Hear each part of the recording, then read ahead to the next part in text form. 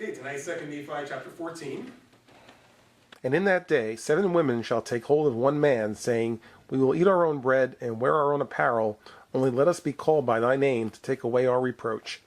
In that day shall the branch of the Lord be beautiful and glorious, the fruit of the earth excellent and comely to them that are escaped of Israel. It says, 7 women shall take hold of one man, saying, We'll do anything. We'll eat our own bread. We'll make our own clothes. Just let us be called by your name. But, perhaps these, the women in this particular prophecy, they're looking for that one good man. And so it says, it's almost like at that point, it's like 7 are going after one because it's such a shortage of good men at that time. And clearly, the name goes with the one man. So it's just a question of are we going to interpret the one man to be Jesus?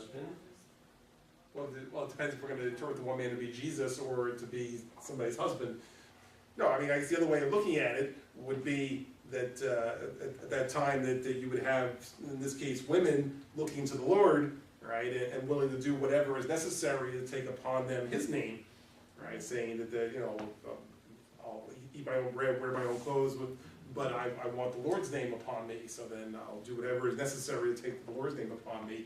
And that would then lead into the rest of this chapter where it does refer to the daughters of Zion having their filth washed away. And also, if you think about it, just this past Sunday, right? I guess we were all here on Sunday, right? If you remember what the message was from the preaching was to take upon you the name of Christ, right? It was all about the name of Christ, and that's the name that we want to do everything by. So, I think that would apply to this also, that they wanted to take the name of Christ upon them.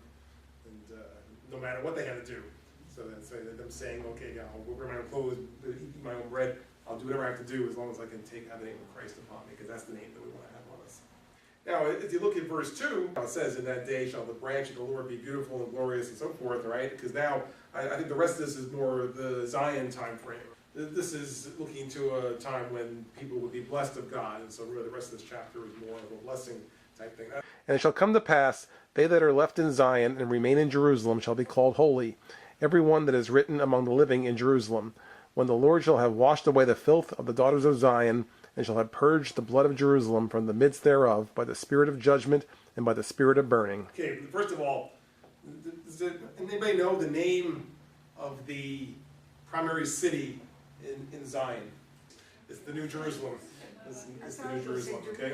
Right. So that's the primary city in Zion. Is the New Jerusalem, right? So when I read this now, I say talk about people living in Jerusalem. I think it's people living in Zion, right? Because that's what it's talking about, right? So then when it says that they'll be called holy and so forth, now that makes sense to me. See, it didn't make sense, but I was thinking people living in the other Jerusalem because they're supposed to be there. They're supposed to be in Zion. So, but then I remembered that that's the city in Zion is the New Jerusalem. Okay, so those people are blessed. Now, when it says that the Lord will have washed away the filth of the daughters of Zion, I think that to me would mean that those who were there have had their sins forgiven, right? So that's why they're able to be there. So that they had filth upon them, and now that filth has been washed away, and that's why they're able to be there by the spirit of judgment, the spirit of burning. Now, can you take a guess at what you think the spirit of burning might be? We sing a hymn, right? Number 13. The Spirit of God, like a fire, is burning. Okay, so that I think that the spirit of burning would be the Holy Ghost, and it's going to help to lead people, and that they were cleansed and baptized by fire and all that. So I think this is all positive stuff. I think that people have had their sins forgiven, and now they're qualified to live in Zion. And the Lord will create upon every dwelling place of Mount Zion, and upon her assemblies, a cloud and smoke by day, and the shining of a flaming fire by night. For upon all the glory of Zion shall be a defense. And there shall be a tabernacle for a shadow in the daytime from the heat, and for a place of refuge, and a covert from storm and from rain. What you hear here is protection.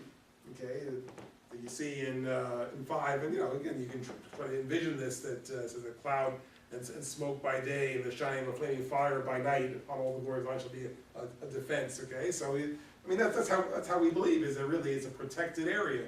It's not a place where somebody's going to come in and try to break in and do things, because it's going to be protected by God. So certainly it will be a glorious place to be, where you have God's protection all about you. And that even like it says, the tabernacle will be a shadow in the daytime from the heat, place of refuge. Okay, So it's a place where, you know, you go and you feel safe. You've been safe from the elements or safe from any kind of opposition, because now God's protection is upon that. So anytime that God's protection is upon us, we can feel comforted in that, because we know that His protection cannot be defeated. So, that's a blessing to know that there will be that kind of a feeling there.